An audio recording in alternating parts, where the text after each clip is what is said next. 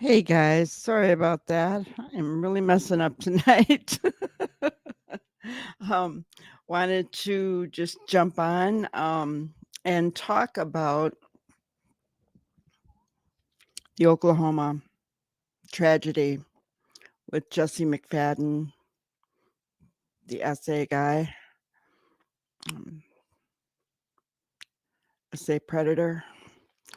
I was reading that the victims have now been identified. It's kind of a little bit more about what happened, and we know that he used he unalived himself as well. So there's nobody out in the area that's gonna harm anybody, anything like that. But let's read together. Actually, I'm just going to read it to you. I won't share my screen.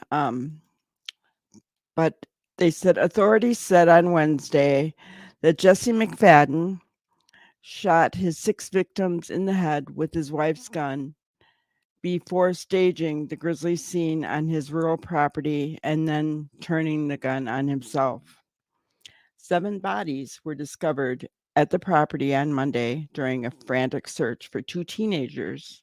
This all started with a search for 2 teenagers who failed to return home from a slumber party with a friend.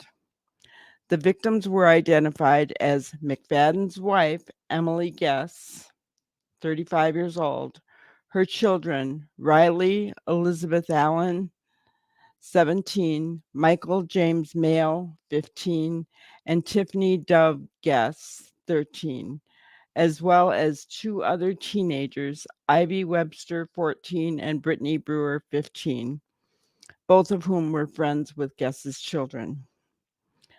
Uh, Evidently, they were supposed to go to a slumber party with Guess's children. That's why they were there.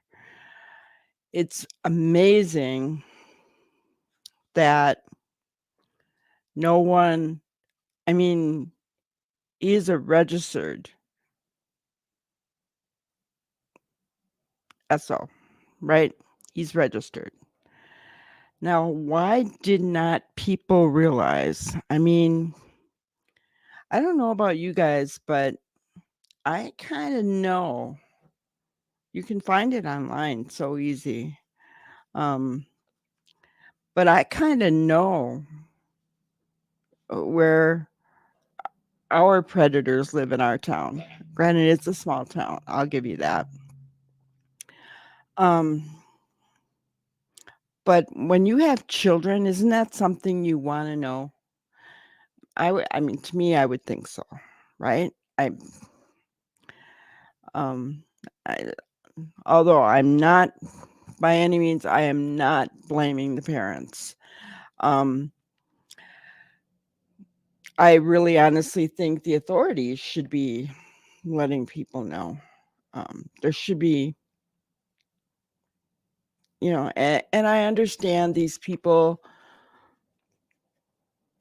they have their rights if they've served their time, that kind of thing. But there's a little bit more to this James McFadden than that we're finding out now.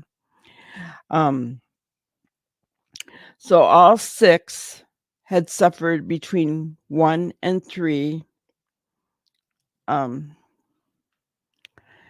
wounds in their head. And that is what the police chief, Joe Prentice, revealed on Wednesday.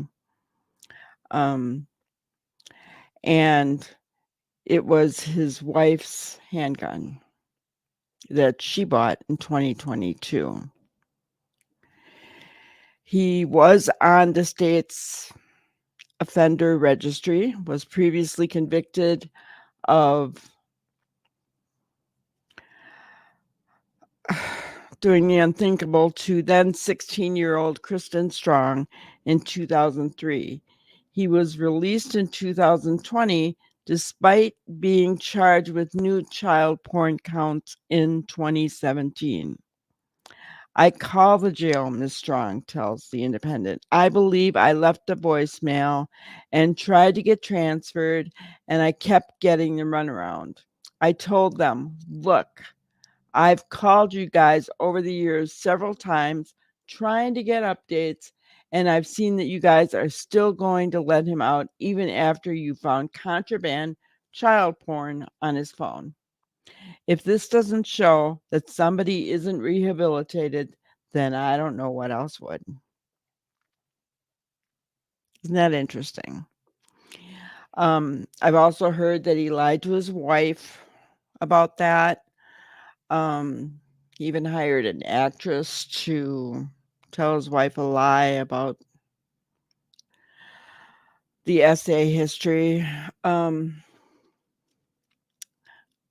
So you've got, and I heard that it was almost like these people were staged along a creek on his property. So I don't know. I can't imagine.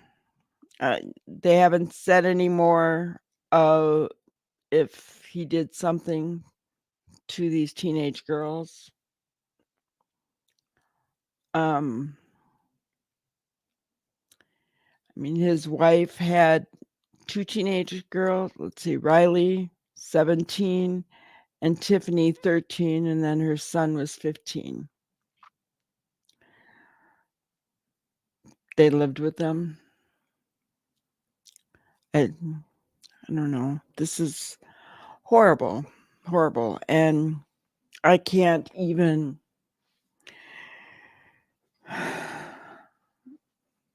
I think the biggest thing is we need to keep these families in prayer for these victims. The Guest family, so the mother, Holly, Riley Allen, Michael Mayo, Tiffany Guest, and then Ivy Webster and Brittany Brewer, the 2 girls that had gone missing.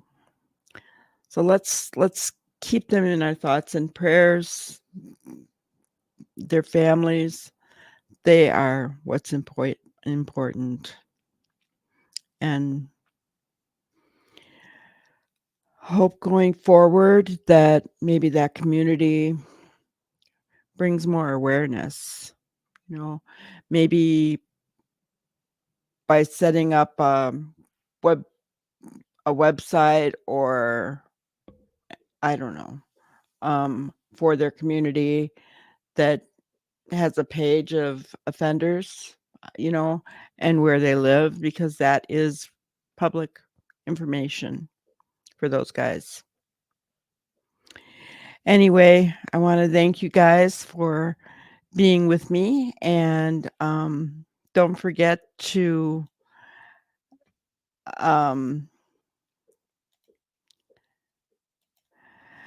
like and subscribe if you like our content. There'll be more coming. I'm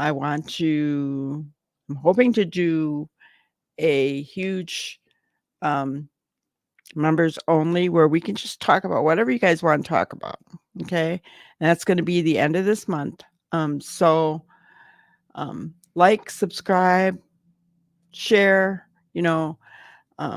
tell your friends, have them come on in. I would really appreciate it. Let's grow our channel. I've said when we get to we're starting out small. When we get to 100 subscribers, we're going to have a party. Maybe I'll have a giveaway. I'll have to think about what that could be. I need to spend a little time and thinking about what that could be, but we'll do that. And then our next phase will be up to 500, and then 1,000, maybe 750, 1,000. I don't know. We'll see, but it's going to be fun to get there. So thank you guys so much. I really appreciate all of you, and you have a wonderful, wonderful day. Bye.